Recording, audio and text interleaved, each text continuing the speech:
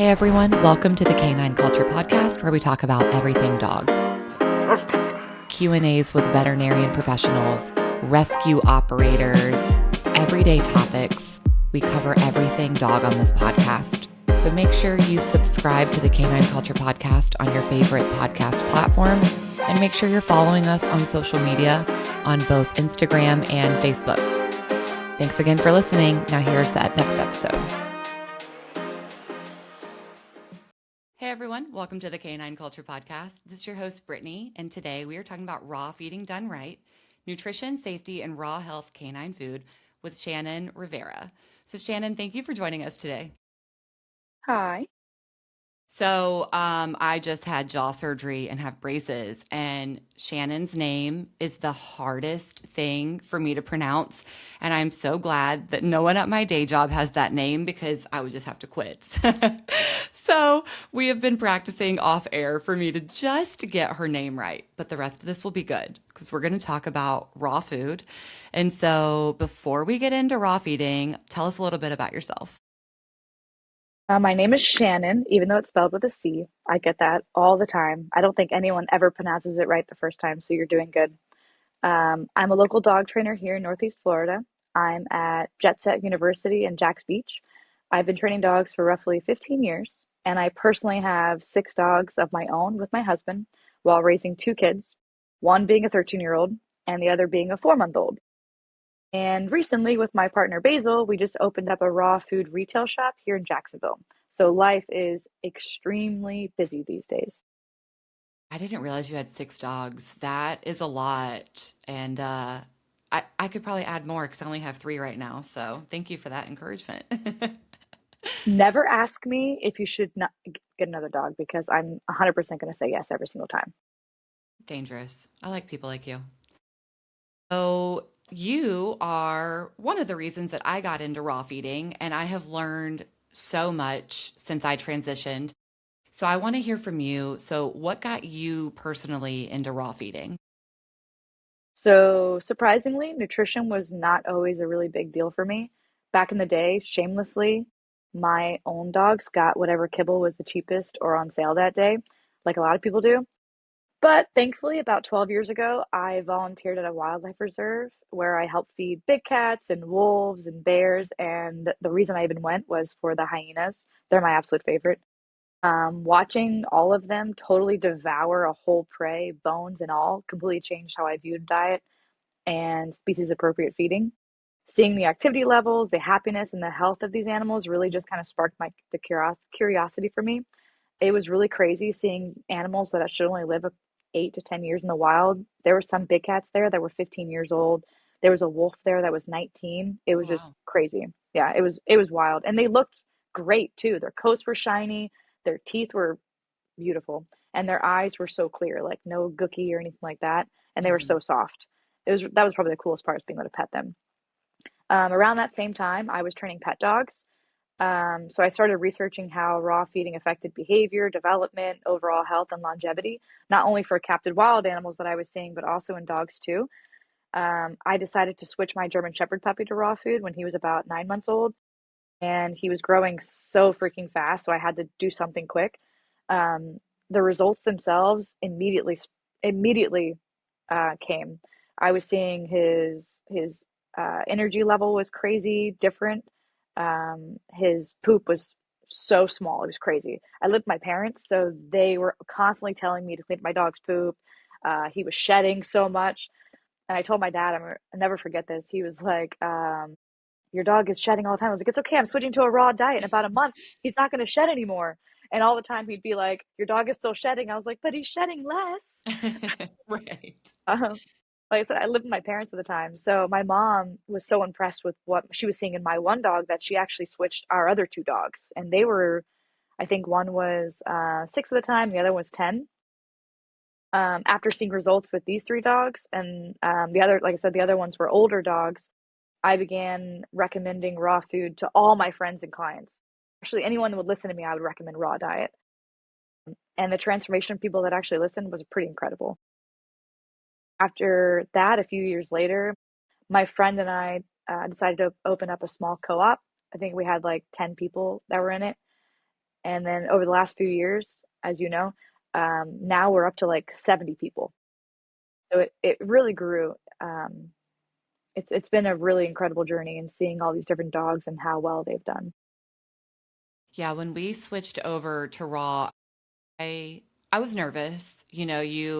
There's so much misinformation out there or even lack of information. And so when I switched over, I noticed that my dogs were pooping less or just like smaller.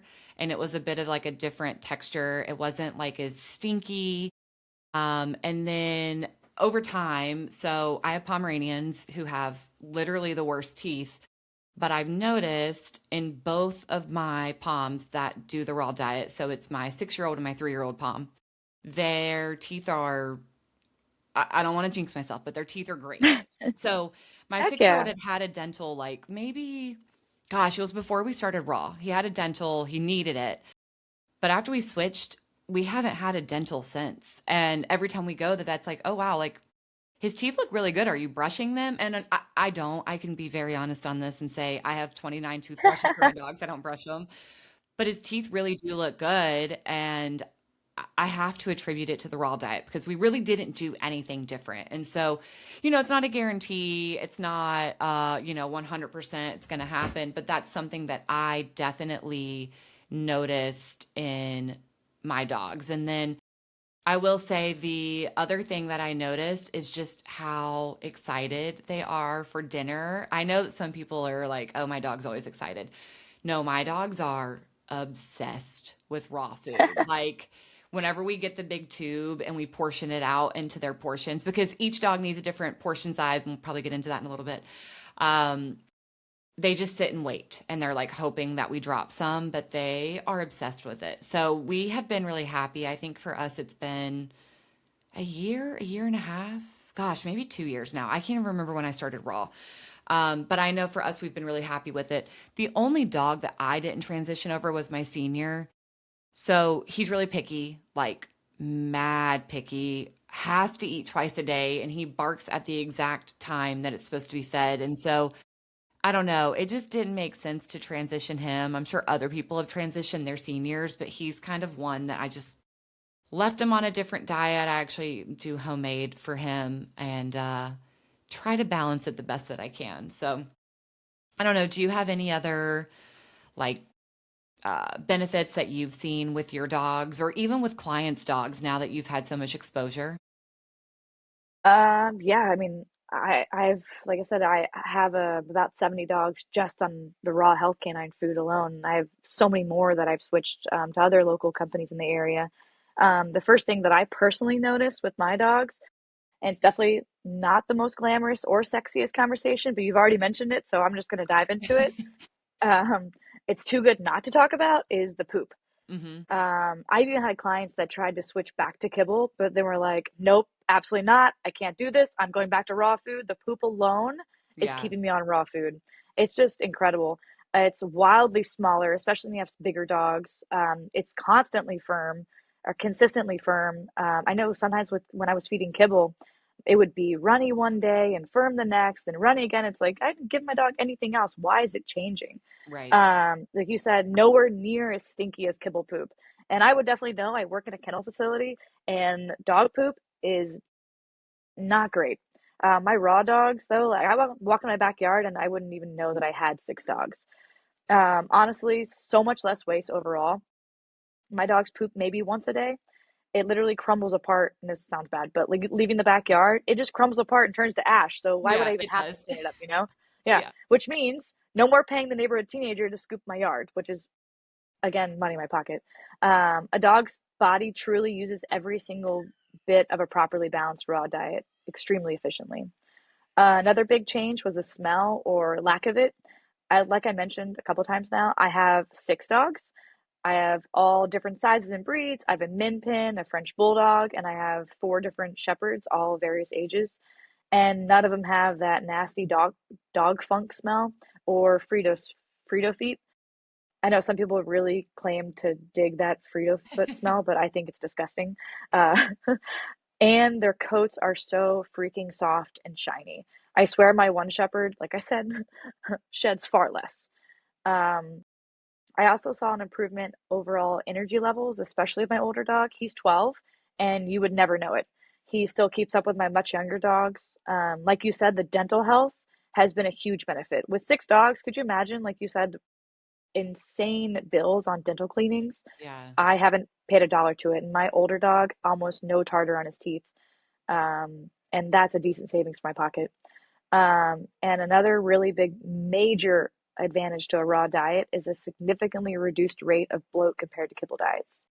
I know bloat, especially here in Florida, like it's such a scary thing. Your dog's overexerted.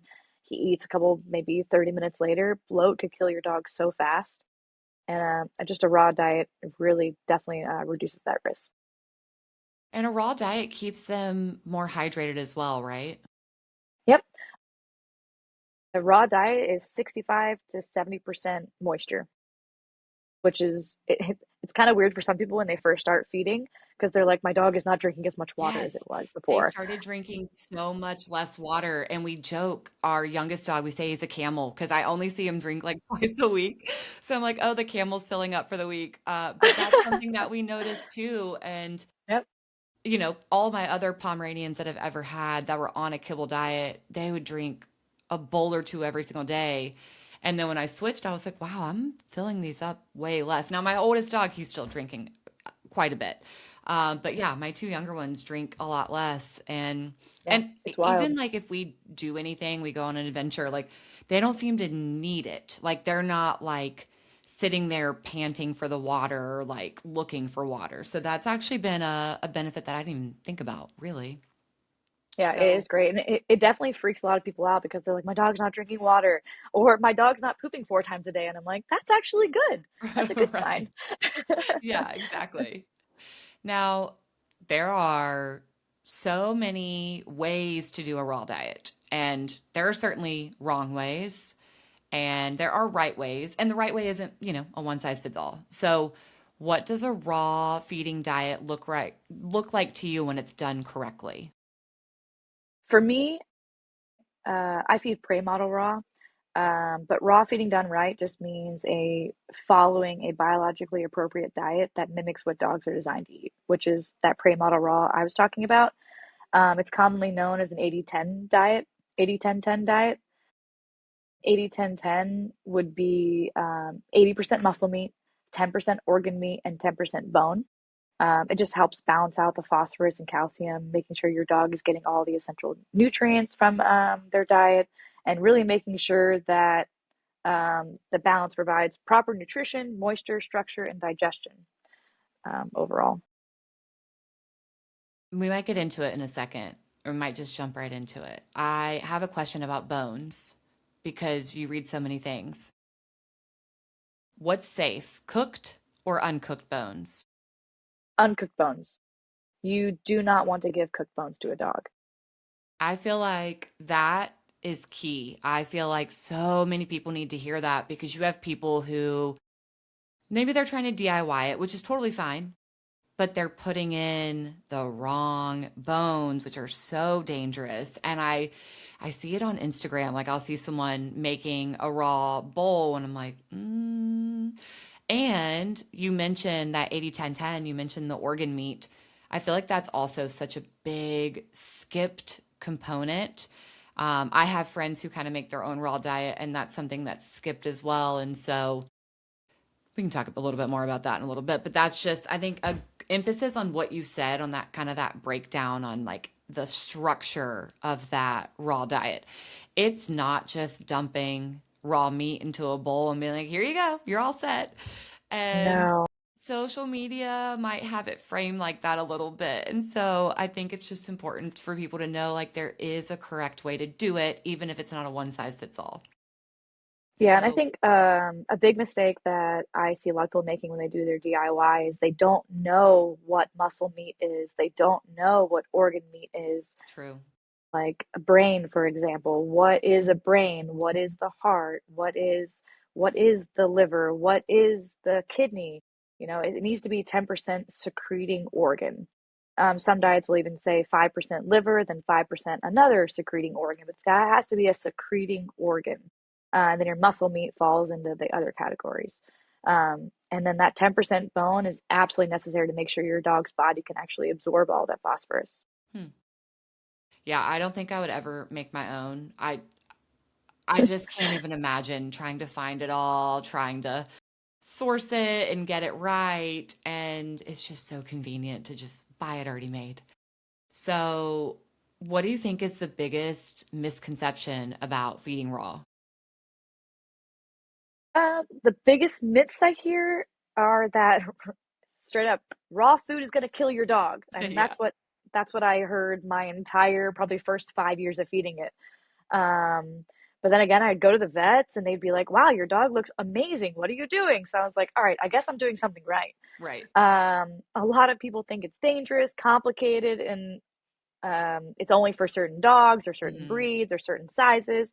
I remember, again, way back in the day, my dad was absolutely certain I was going to turn my shepherd into a werewolf. Um, but the cool thing is that now he even feeds his dogs raw food. Like most things, a lot of that fear comes from misconception. When you follow proper guidelines and use balanced products, raw feeding becomes simple and safe.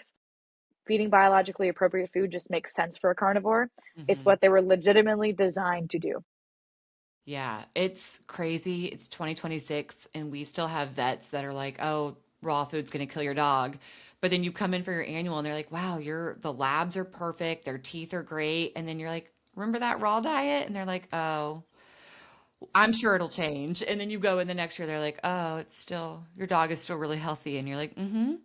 So, I just feel like for anyone who has been shamed by a vet, your vet might not be acting malicious. They might just not know. Like they truly haven't educated themselves on a raw diet. They've kind of fed into a lot of that like misinformation or those misconceptions. Or one of the things that I've heard from human doctors is, "Oh, you feed your dog raw, you're going to get salmonella or E. coli from your dog." And I'm like, I'm actually not licking the inside of my dog's mouth right after they eat. So I think I'm good, but I'll be on the lookout, like just some crazy things that you hear. And yet, I mean, you said it yourself, you have over 70 clients feeding raw and thriving, you know? Yeah. So it's, And that's just on our food during the co-op. I mean, there are so many other ones that are using other local shops in the area too, and they're all doing amazing, yeah, absolutely amazing. And the dogs speak for themselves.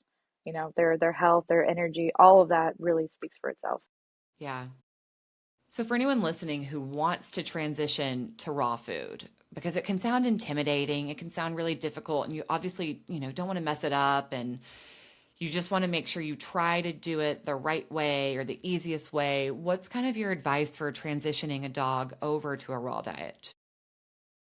Keep it simple and gradual.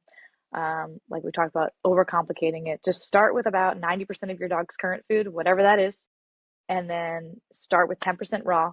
And then every day I would increase by 5 to 10% until fully transitioned. It should take about 10 to 14 days, ideally, just so you're not worried about anything crazy happening. You can monitor your dog. The timeline obviously depends on the individual dog. Seniors or dogs with sensitive systems may benefit a slower transition. Yeah. Um, we also offer a digestive support in our shop too that helps smooth the process during the switch, which we highly recommend to anyone just starting out. Okay. Yeah, that's really helpful. I think my youngest dog, I think we just doop, cold turkey, swapped him over. And then my 6 year old, we did the gradual approach. Just again, it was a learning lesson. It was like, how do I figure this out? How do I implement this? How do I do it correctly? And so, what are your thoughts on mixing kibble and raw? Is that something people can do? Absolutely. Any amount of fresh food, honestly, added to a dog's diet can provide benefits. While fully raw is ideal for many owners, adding even a portion of raw food is still positive.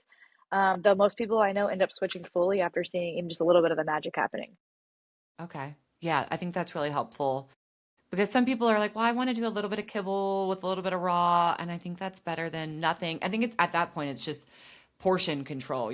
Don't give them that full cup of kibble and then a full serving of raw. I think you've got to kind of balance it out and make sure that you're not then overfeeding, which we know people overfeed every day, but Yes, that's for another episode. that's a whole other So episode. Yeah, exactly. So there are important handling instructions, especially like post feeding. So talk to us like about some handling practices that are good whenever you're feeding raw. Handling practices definitely matter for the safety of just keeping everything sanitary. But it shouldn't be like a crazy scientist. It literally is treat your raw food the same way you would prepare your own food. How you cook your chicken, you wash your hands after handling it, you clean up after you're finished with your prep. With dogs, you want to make sure you are always washing your bowls after feeding. um, Store after you've prepped everything. Make sure you're storing every bit of raw food in a sealed Tupperware and keep it refrigerated or frozen. So you said Tupperware. I keep mine in Ziploc baggies. Is that okay or should I switch? Yeah, that's fine as long as they're sealed. You just don't want to leave Yeah. anything like open to the air. Yeah. Yeah, yeah, they're totally sealed. Yeah, because the way I have them in my freezer, it's just easier to like stack all the little baggies. I've thought about Tupperware. Maybe I should switch. I don't know. I like the idea of Tupperware just leaking. Tupperware is nice because I know that's 100% sealed. True. Um, with your little dogs, a little bit easier to store. I know with my six, not the easiest. Yeah, Um, yeah. but definitely, I know Walmart carries the little meal prep Tupperwares that are really Hmm. tiny. My cousin uses them, and they seem to work really well. And she just feeds right out of those, and then she can Okay. clean them. Yeah, that's helpful. We put ours in little Ziploc baggies and then we put them in like puzzle bowls because our Oh, that's dogs, cute. they'll just eat it in one bite because they love it so much. So I put it in a puzzle bowl and then we add a few things to ours. Like I like to use Gussie's gut. It's a fermented, they're fermented vegetables and fruits. And then I add like a salmon oil. When Odin had his knee surgery, I added in Myos. I think of it like a BCAA for like a human. It's like a muscle protectant. So I used to add that to his. And then sometimes I just for funsies, I add like a little freeze dried minnow. Oh, They don't need that, but I like to add it's it cute. sometimes. Yeah, it's cute. I get it. I get it. Totally get it. We have sardines and these canine bombs that I love to add on top. Goat's milk is really great to add in. You could throw in a chicken foot or a turkey neck, chicken neck. Hmm. There's all kinds of fun ways to make your dog's dish not only fun for you but also fun for them. Yeah, yeah. So, what's the shelf life for raw food? Because that's always a concern that people have. Once it's thawed, our raw food can stay refrigerated for up to 4 days because we don't have any preservatives or chemicals in it. For frozen food, it's generally good for up to a year. Anything after that may just get freezer burned. And honestly, at that point, it's more just like a taste thing. And I Hmm. don't. It's not a really big deal for dogs, but my food never lasts that long. Yeah, yeah. Yeah, so for anyone listening, the way that we do our Raw Health Canine Food is it's a big tube. How big are the tubes? 5 pounds? 10 pounds? 5 pounds. Five Five pounds. pounds. So we will put it in the fridge to kind of let it thaw a little bit, and then we portion it based on the dog's weight. So I want to say the website might have that. I've been doing it for so long, it's just like in my head. So we portion it out, we put the bags in the freezer, and then the night before their dinner is when we transition them to the fridge so they're thawed out for the next day. So like that's how we do it. I don't know if that's how most people do it, but that's what's easiest for us is to just prep out that one big tube and then freeze it all and then thaw the night before. I don't know if you have any other advice or any other way that you like to do it. Yeah, so like you just said, we made it incredibly simple. Our website has a feeding calculator that helps determine portions based on your dog's weight, age, and lifestyle. So if you have a lazy dog or an active dog or a senior dog, it changes the ratios for you or the percentages for you, Hmm. and it takes all the guesswork out of feeding. Yeah, You just super you just easy. put your dog's weight and age in there, and it tells you exactly if you want to feed one meal a day or 2 meals a day. It breaks everything down for you. Hmm. And we've talked about Raw Health Canine several times, and let's talk about how you got into it. How did you find them? Because I believe they're out of New Jersey initially. And so tell us like how you got into it. So, as you know, since you've been part of the crazy co-op adventure over the years, I've tried many raw companies since 2012. all over Florida, like literally all up and down Florida. I think even one was in from Montana. Hmm. And Raw Health Canine Food, yes, all the way in New Jersey, stood out immediately. So much so that my dad and I actually flew out to New Jersey to tour their facility ourselves because my Wow. dad's like, there's no way you're getting into a raw food company, like whatever, without me actually seeing it myself. Hmm. And man, we were blown away. The production line was incredibly clean. The sanitation standards were literally next level, and the entire process was extremely professional. It didn't even smell like a meat processing facility, and that's what I was expecting. It felt more and smelt more like a dentist office. Like it was pristine, incredibly sterile. I would have never guessed they prepare literally thousands of pounds of food in a day at the facility. Basil, the owner and founder of Raw Health Canine Food, gave us a tour of the entire place, and literally not an inch of it was off limits. We were shown all the different brands that were they were using in their raw blends, and it looked like a well-stocked gourmet restaurant, not a dog food company, or at least not one that I would have ever expected to see. Between the quality control and the results I saw in my own dogs, I have been since completely sold. Not only were my own dogs and client dogs, your dogs, thriving on this company's raw food, but the process was just, I couldn't even fathom doing it myself as good as they were doing it. And that from there, it's history. Yeah. Yeah, we've had such a great experience with getting our food from them. And I really take pride in knowing that it's so clean, it's so high quality. They just do such a good job that, I mean, I'm happy you found them because that means that I found them. And then more importantly, you opened a store here in Jacksonville, Florida. So what made you jump in to open a store? So for the last 3 years, we've been using Raw Health Canine. The tiny little 10-person co-op that it started at ended up serving about 70 people, like I was saying. And it was happening every single month, once a month. We were getting this huge order in. And interest kept growing rapidly within the community to the point where accessibility and monthly storage for clients became the biggest challenge. Um, Basil approached me about partnering up a physical location here, a retail location here in Jacksonville, and it made perfect sense. We wanted to make high quality nutrition easier for local dog owners to access without having to store a whole month at a time. Uh, Obviously, not so hard for someone like you with two Pomeranians because you're literally storing 10 pounds a month. But for most people, they were having like a German Shepherd that was eating 60 pounds a month. And that it's just a lot for a lot of people that don't have that deep freezer space in their house. So it just made sense. Yeah, and I think at that point, serving over 70 people and with that interest growing, because people even would ask me, be like, where do you get it? And I'm like, it's complicated. It comes in once a month, and we chase down a truck, and we hope that the truck gets here. And there's a day and a time and a bop, bop, bop, bop, and now it's so much easier. So I'm excited. Yeah. Oh, When I was telling Basil about all that, he was like, "What are you doing?" And I was telling him, and he was like, "We need to stop that immediately." He's like, "We're opening a store." He's like, "We're gonna have people come to it, and they can come whenever they want to and get food whenever they want to." And I was like, "That's okay. That I like that. That's great." Because I was very pregnant doing this too. yeah. So that's how Yeah. much nutrition means to me. You're like, okay, I'm having a baby in like 2 hours, but if anyone needs their food, come at 1 o'clock.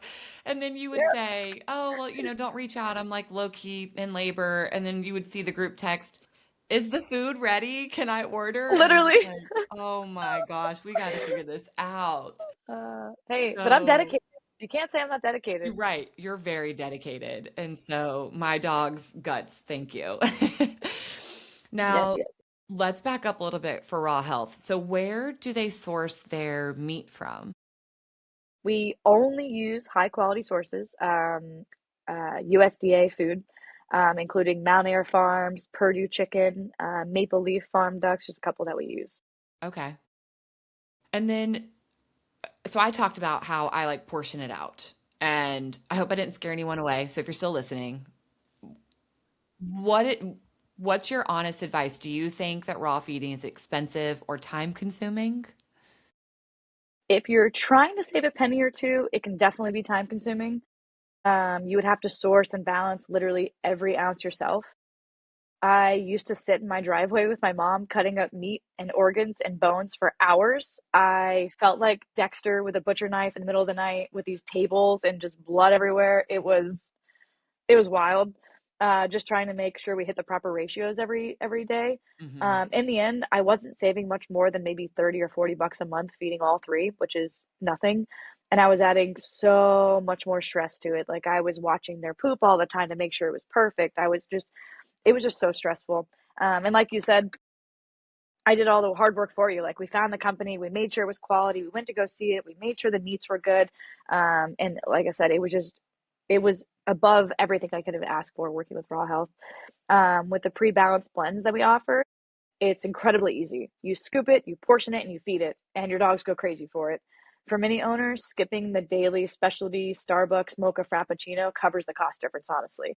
I did the math for one of my dogs, and for under $6 a day, you can feed your dog high quality food. Just scoop it out of the container and feed it. I like to say, spend a little more on your dog's health now, so you aren't making up for it later, for Hmm. dental, for other health scares. Yeah. There's actually a super cool study that was done. It's on our website if you want to check it out. It was done on 500 dogs. Half of them were fed kibble, and half of them were fed a fresh cooked or raw diet. The half that were fed the fresh diet lived on average of 32 months longer than kibble fed diets. And yeah, and I don't know about you, but adding a few couple extra months to my dog's life is priceless, especially as our guys, as we know, get older.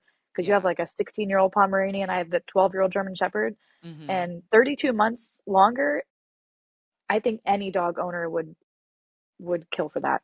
Oh, yeah. Yeah. And honestly, I feel like, gosh, if you did that study again, or if someone did that study again, it might be even longer just because I hate to say it, I feel like kibble is maybe getting worse, Like I don't want to say it. I didn't say any brands. I didn't point any fingers. Good. But gosh, it You're just not feels wrong. like that quality is just going down, and then add in kind of all of the different toxins and things that our dog is exposed to on a day to day, it compiles. But again, Yeah. another day, another Do you, topic. yeah, did you know that kibble has only been around for about 100 years? Really? Isn't that crazy? But Yeah. dogs have been around for how long? Yeah. Dogs have been domesticated for like 30,000 years. I mean, if you think about even like human food, like think about some of the junk that we eat that's only been around for 100 years, and then we're like, oh, why is cancer increasing? Why is diabetes increasing? And it's like we could kind of do that same analysis on our dogs, like these highly processed foods that are just made for a quick buck. You're not really saving money, which you're because you're going to make up for it at the vet or even worse. Yep. So Yep. Exactly. Yep. So some people think that raw feeding is for like sport dogs. You see it with like bite dogs. And so, people already know. We've talked about the POMs. So is raw feeding only for certain types or sizes of dogs, or what's your advice on that? Nope, not at all. Raw feeding works for all breeds and sizes. The only thing that really changes is the portion size, based on weight, age, and activity level. I think the smallest dog on our food is a 3-pound Yorkie, and the biggest one is around. I think he is 225 pounds. He's a English Mastiff, Wow. um, and we actually have a ton of police dogs on our food too, which I think is super cool. I've heard that a lot of police departments are trying to switch to raw because it has that extra hydration for their dogs. And so, like in Florida, I have heard that it's great for the police dogs to kind of retain that because they're in the cars so much, they're working in the field so much. And so I've heard benefits with respect to what we were talking about earlier with hydration. That's why a lot of police departments kind of want to swap over to raw just to get that extra hydration to, like, protect their dogs, because especially here in Florida, like heat and just dehydration can be a huge issue. Yeah, and like we just mentioned, that's like a 32-month average to a dog's lifespan. Like imagine what that could be for a police dog, you know? Yeah. The police departments, they spend so much money getting these canines on the canine himself, the training, um, the equipment, the vehicle to house this dog. And to add an average of 32 months to that dog, that could be a huge investment for a Oh, yeah. canine. Yeah, for sure. Anyone that's curious but still hesitant about raw feeding, do you have any advice for them? Like I said, start simple. Don't overwhelm yourself with there's a lot of conflicting internet advice. Mm-hmm. I would say just stop by the shop, ask questions. I love to talk. I'm happy to answer your questions. Transition nice and slow and watch your dog. You know your dog best. If you see Mm-hmm. anything funky or weird, or if you see something really good, you know you're on the right track. Most people are really surprised how easy it becomes and how great their dog does on the food and Yeah. how excited they are to eat. I have so many clients that tell me their dogs are like, I could eat. Then they got on raw food and they don't even blink and the bowl's empty. Mm-hmm. Yeah. What's your ultimate goal with raw feeding education? Because, we're doing the podcast today. You now have the business here in Jax. So what would you say your goal is? To make raw feeding less confusing and more accessible. Mm-hmm. I really feel that owners shouldn't feel intimidated by nutrition. It's not a science project. It literally is just making sure your dog gets the best. Mm-hmm. I want to help people make informed choices that support healthier, happier dogs that live longer lives. Yeah, I think that's great. And I think that's what we all want, right? And it's like, as pet owners, you really have to educate yourself. You have to advocate for your dog. You have to learn what works for them, learn kind of what's out there, what's available. And that's really going to help people support their dog and living longer and living a healthier life. So for anyone local in Jacksonville, Florida, where can we find you? We are located at 6701 Beach Boulevard, Suite 400, in Jacksonville, Florida. Or you can find us online. We do delivery in the moment. Eventually we'll get to shipping, but right now we're just doing delivery. You could find us at Raw Health Canine Food Jax, JAX.com, Mm-hmm. or Instagram and Facebook. You can find us at Raw Health Canine Food Jax, and again, JAX. Thank you for sharing this. I hope anyone that, even if you're not local to Jacksonville, Florida, I hope you take this information, go do some research for yourself, see maybe what's local to you, see if maybe you want to invest in some shipping from Raw Health Canine, because I do believe that as a larger entity, you might be able to get shipping with them. Please don't quote me on that. Yes. Yep. See, there you go. Yep. So just Rawfood.com. If you're anywhere other than Jacksonville, they can ship up and down the East Coast. perfect. So I definitely encourage anyone listening to, look into raw feeding if you haven't already. Explore that curiosity, and hey, maybe it's for you, maybe it's not. But I think it's always important to be equipped with more knowledge. So thank you for coming on today. We appreciate you giving us all of this information. Thank you for having me.